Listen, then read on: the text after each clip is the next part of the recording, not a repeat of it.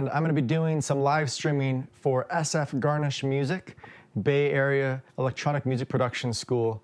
And this is just some of the tests, and also getting the word out that every Wednesday starting in February, we're going to be doing the West Coast Wednesdays, learning about sound design with Ableton Live, Logic primarily, and Pro Tools, any digital audio workstation.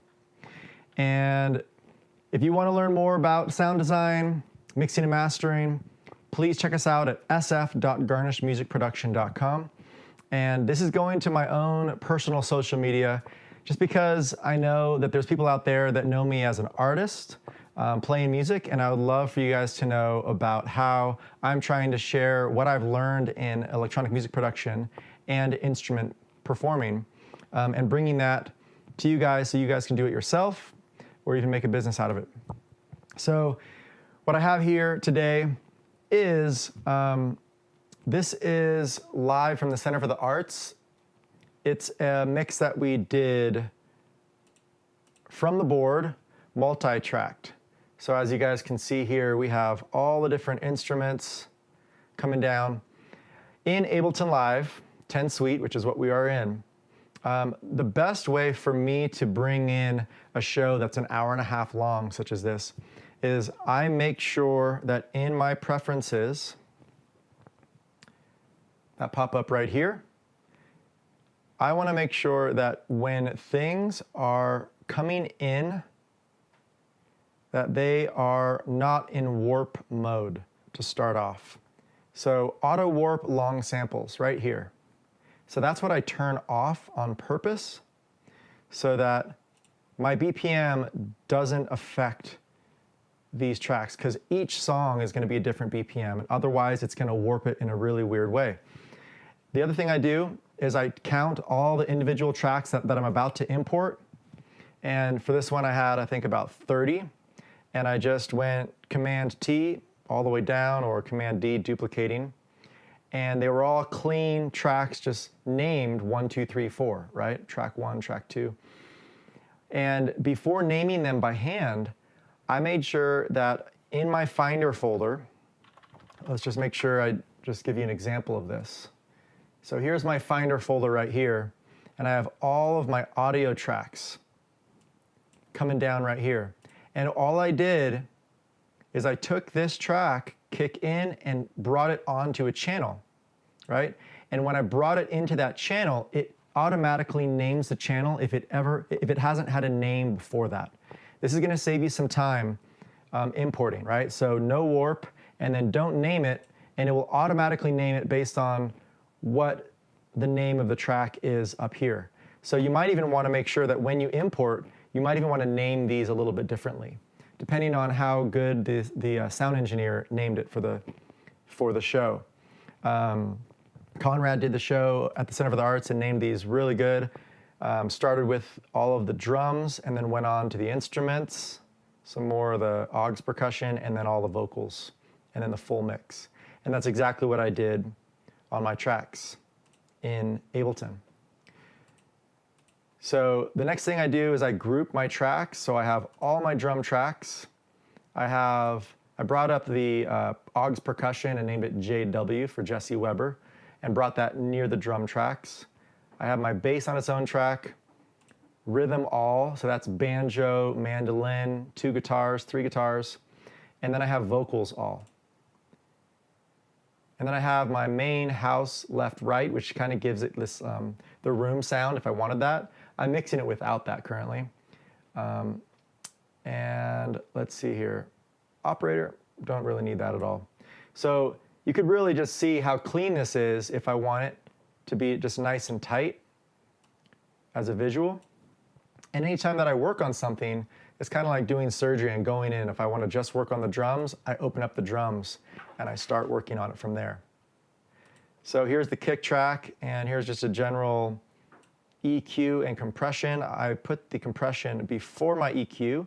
This is something I learned from Oz Fritz from High Velocity. If you guys haven't heard from Oz Fritz or know his work, please check out Oz Fritz. Amazing sound engineer, teacher of mine, and he's also a teacher at SF Garnish Music.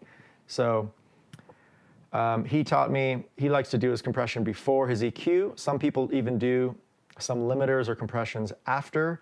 Some people even do multiple EQs, right? It just depends on what you're trying to go for with a specific instrument. There's a kick in and a kick out. I think it's the placement of the microphones, snare top, snare bottom. And you can kind of see generally that there's just a few changes in the EQs for each thing. You can also expand your EQ very easily by just clicking that arrow right there. And that's very helpful when you're actually listening to something and you're seeing the spectrum analyzer. You're able to actually see what's going on. Let's just listen to that really quick.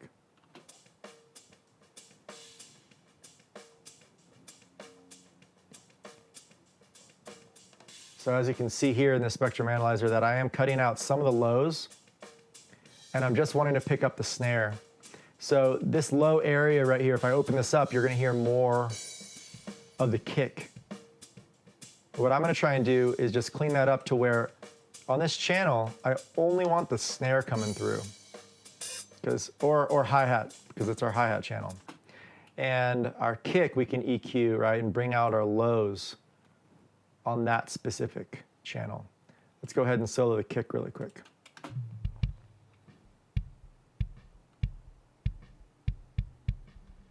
All right, I have these center, right? So if these aren't center, just press 0 on that and it will bring it back to center. All your low end, bass, kick, that should all be center. I do pan my upper high end. So the hi-hat, I do this from a drummer perspective. So it's a little left. And then I also pan my toms accordingly, which it looks like they're not panned yet.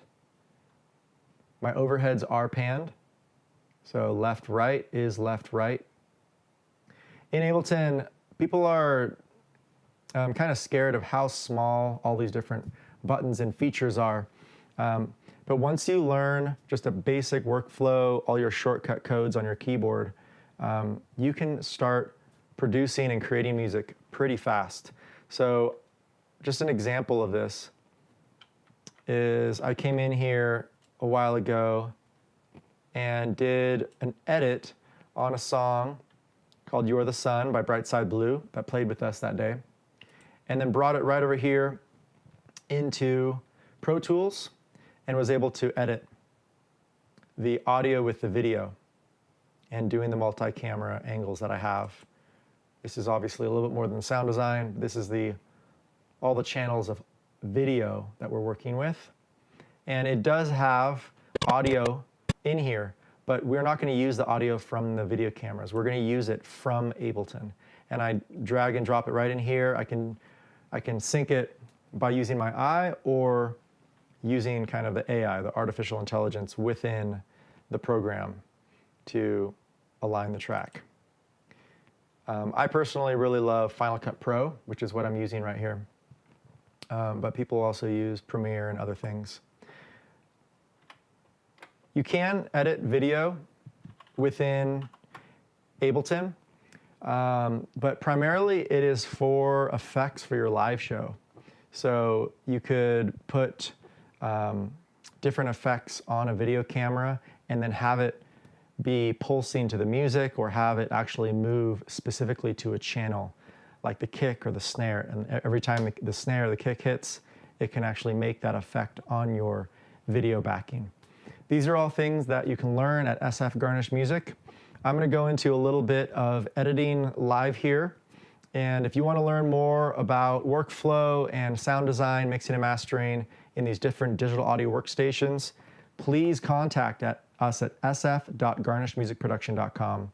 Once again, my name's Justin and I'm going live to my own social media because I know you guys mostly know me as a musician, but also I am here teaching people how to do electronic music sound design because I've been learning it myself for almost 20 years now. So getting back into Ableton Live, let's just go ahead and jump in over here to a song that I'm working on. This is, once again, Center for the Arts, live show, and we had a song called 5,000 Souls. One of Marin's songs.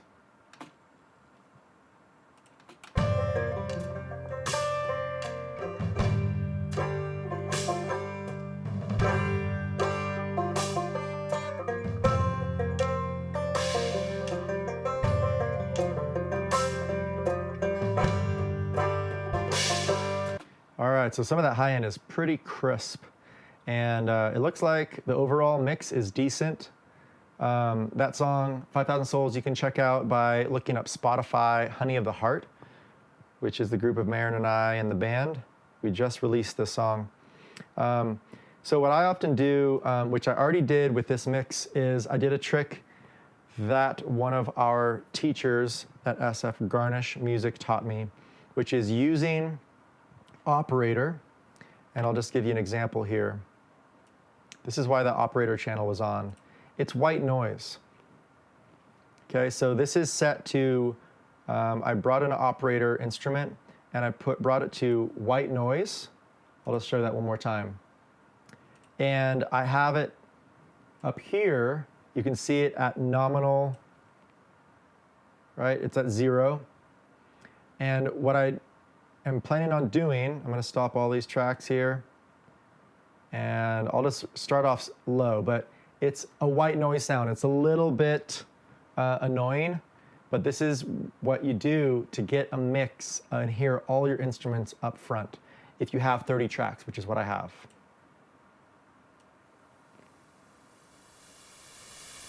White noise is coming in. All right, so you generally bring that all the way up to nominal. I'm gonna turn that off just because it's pretty annoying.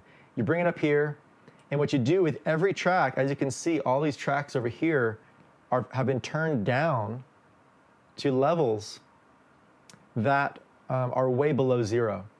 And what I'm doing is listening to the white noise and then trying to hear the track over the white noise, but just barely, right?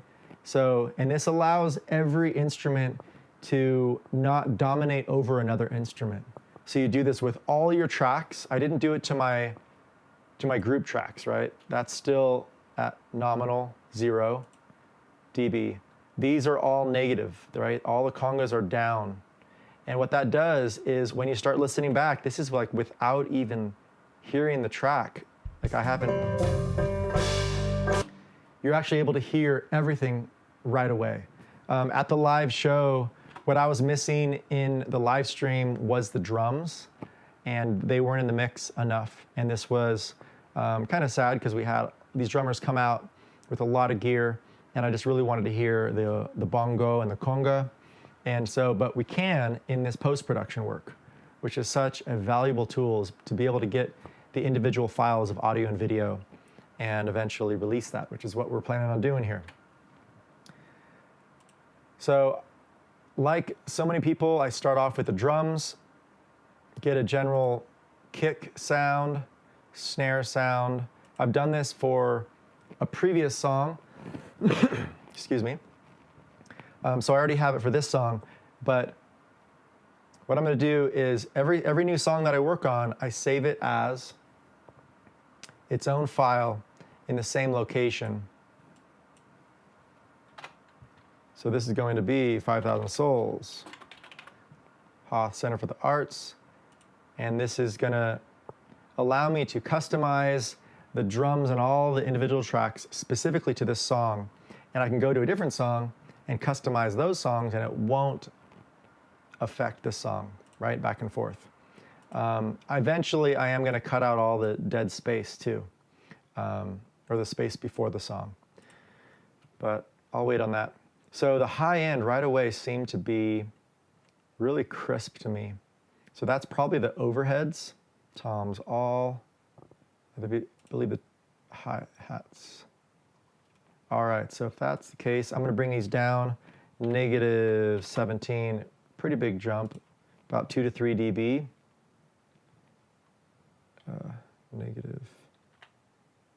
-18.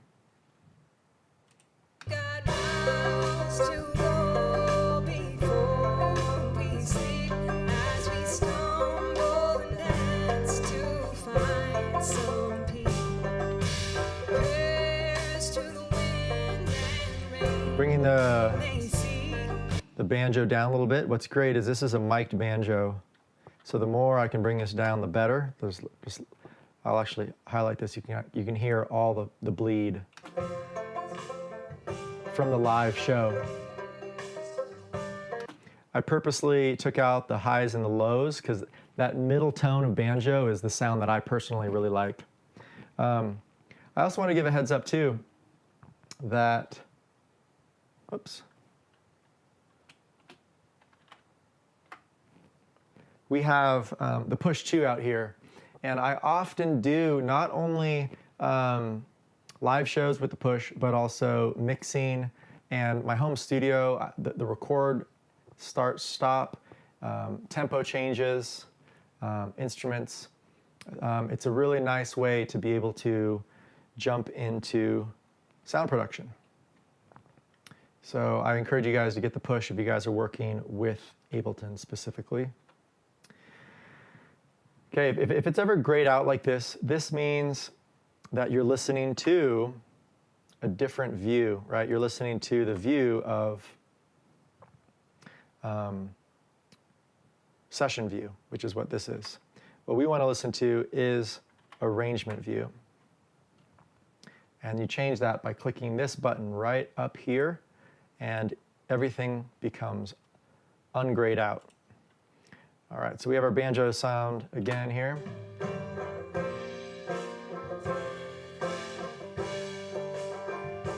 It's still pretty loud. I'm just going to go way down.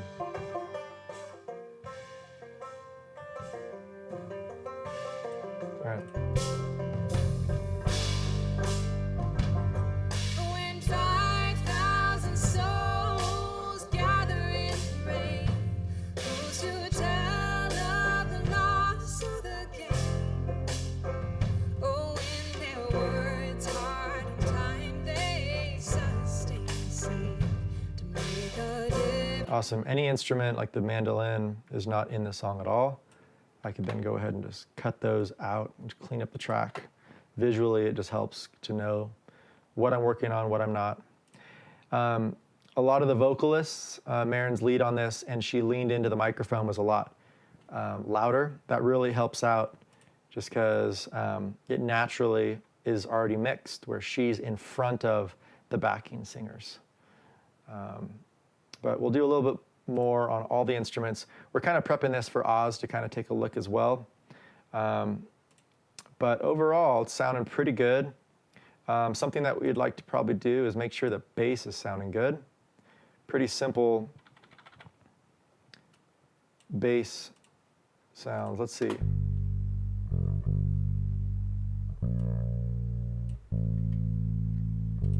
Something that I'll probably want to put on here is, let's go ahead and, this plugin right here, this VST H Comp Mono.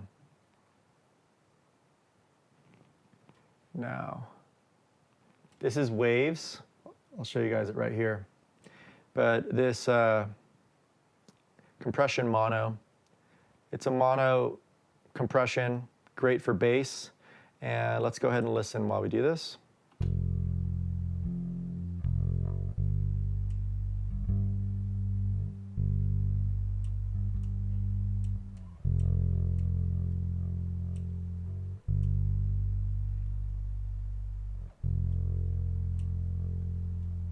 This will help with the sustain a little bit.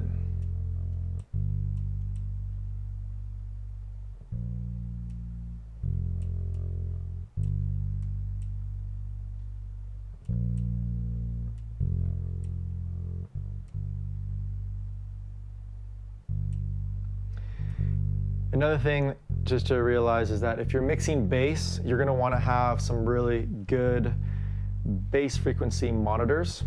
What I'm using right now are these in-ears.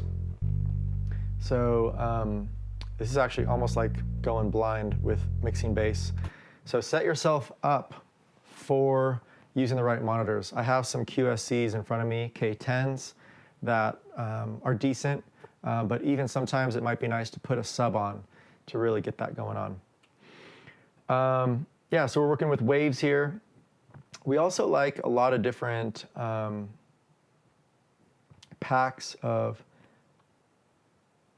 VSTs, and I'm just going to show you guys just a few more. So these are all the packs in Ableton up here that come with Ableton 10 Suite. Looks like there's 13 packs more available. That's new. I'll have to download those.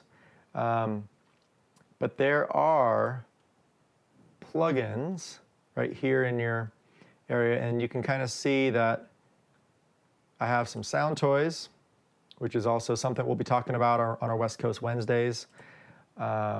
Waves, another great pack of Waves bundle. Audio Movers is actually a way that you can listen to stereo, really quality audio and stream it to someone else. And this is something that we do for our classes so that you can really hear the best audio quality in our mixing and mastering sound design course. Some of our teachers are working on panning and really specific frequencies, and we want you to hear that. So Audio Movers is a great way to just send that to you guys via Zoom. We still have the visual via Zoom. And yeah, you can learn a lot more about us at sf.garnish music production. Garnish.tv is coming out in February for the rest of 2021. We're streaming 11 to 12 every weekday.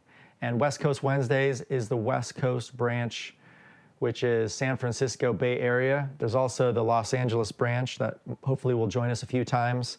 I believe they're on Tuesdays. That might be London actually too. But a lot of cool things happening. So hopefully you guys can join us for our 11 to 12 in the near future in sound design, Logic, mixing and mastering, Ableton, which is what we're in right now. I'm gonna sign off here pretty quick. If anyone wants to just hang out with us, we're doing Beer and Beats every Tuesday, 6 to 9 p.m. And I will try and put a link in the comments as best I can, but check out Beer and Beats. It's on Meetups. It's a Bay Area Beer and Beats event.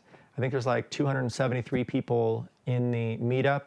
We generally have about 5 to 10 people show up weekly, and we share music, we talk sound design, and we just learn what our community is about.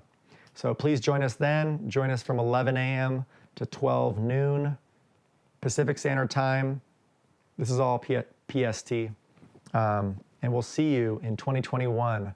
We're still quarantined here in California, so stay safe, you all, and we'll see you again soon. Check out SF Garnish. Cheers.